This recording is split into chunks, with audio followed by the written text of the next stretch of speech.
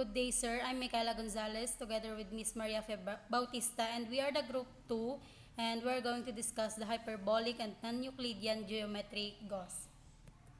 So first, let us know who is Gauss. So he is Carl Friedrich Gauss, made several key contributions to the development of hyperbolic geometry, although he did not publish his work on the subject during his lifetime. Hyperbolic geometry, a non-Euclidean geometry that departs from the traditional Euclidean geometry by replacing Euclid's fifth postulate, the parallel postulate, would later become a foundational part of mathematics, especially in the 19th century. Gauss' work laid important groundwork for this development. So here is the Gauss contributions. First is the concept of curvature and non-Euclidean geometry. Gauss was one of the first to explore the notion of curvature in rigorous mathematical sense. In his work on differential geometry, particularly his famous result known as the Theorema Egregium in 1816, Gauss showed that the curvature of a surface is an intrinsic property, meaning that it can be determined purely from the surface itself, without reference to the space in which it embedded. This insight was crucial in understanding curved spaces and would later play a pivotal role in the formulation of hyperbolic geometry. In this context, Gauss studied surfaces like the sphere positive curvature and the pseudosphere or negative curvature, both of which were early examples of spaces with different curvatures distinct from the flat Euclidean plane. So second is the pseudosphere and hyperbolic geometry. Gauss had an important interaction with the pseudosphere or a surface with constant negative curvature, which he discovered while studying the shape of the Earth. He realized that unlike the sphere, or which has positive curvature, the pseudosphere was a model of a surface with constant negative curvature, an idea crucial for hyperbolic geometry. The pseudosphere provided a concrete example of a non-Euclidean surface with a geometry that could not be described using the usual Euclidean principles, where the parallel postulate holds. So the third one is his correspondence with other mathematicians.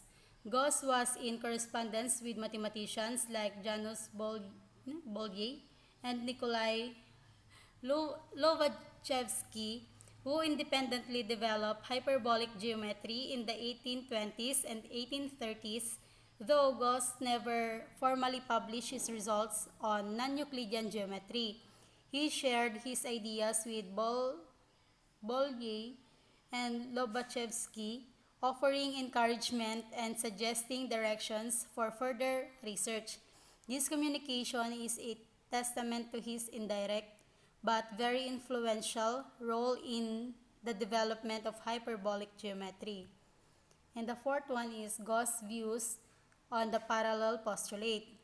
Gauss was interested in the implications of Euclid's fifth postulate or the parallel postulate and suspected that it might not be true in all cases. He even wrote about his doubts in his notebooks, but he was hesitant to publish these ideas, fearing the backlash against such a radical departure from classical geometry. He believed that it was possible to construct a geometry where the parallel postulate did not hold, but he did not actively pursue the development of such a theory in print. So next presenter. So the last one is the influence on later work in hyperbolic geometry. Gauss' ideas and his exploration of curved surfaces were critical in setting the stage for the full development of hyperbolic geometry by Lobachevsky and Bolyai.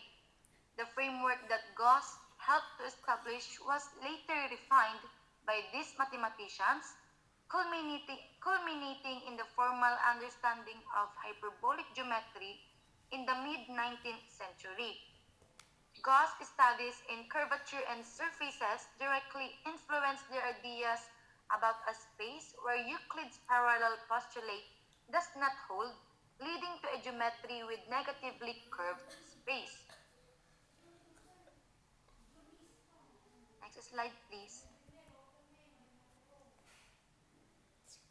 So, to sum it up, while Gauss did not create or fully develop hyperbolic geometry, his work on differential geometry, his study of curved surfaces like the pseudosphere, and his early doubts about Euclid's parallel postulate were instrumental in laying the groundwork for the later independent discoveries of hyperbolic geometry by Lobachevsky and Bolyai.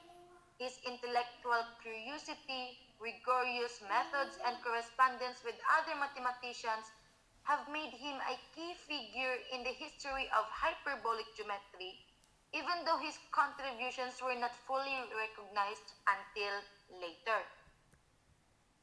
So, as our reflection, the development of hyperbolic geometry is a powerful example of how mathematical understanding evolves and adapts in response to new ideas and challenges.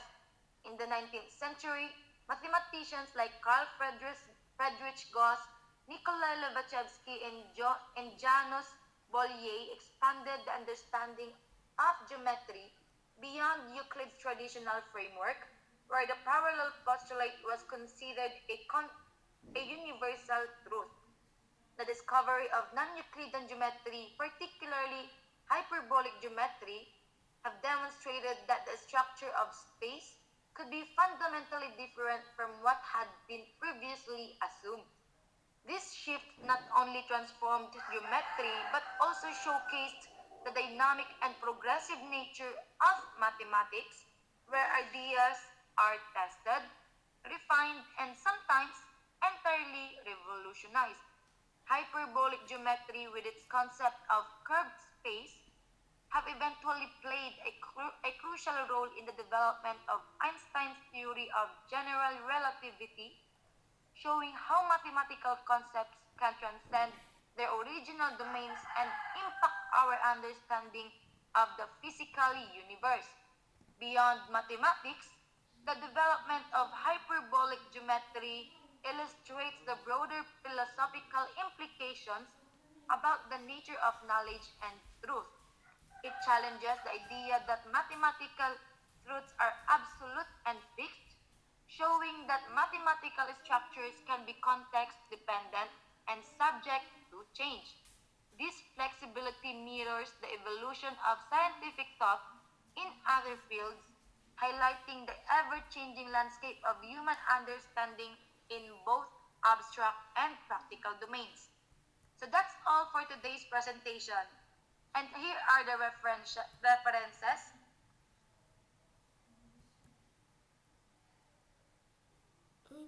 Ayan. So, dyan na po yung mga kinuha po namin. And that's all. Thank you, everyone.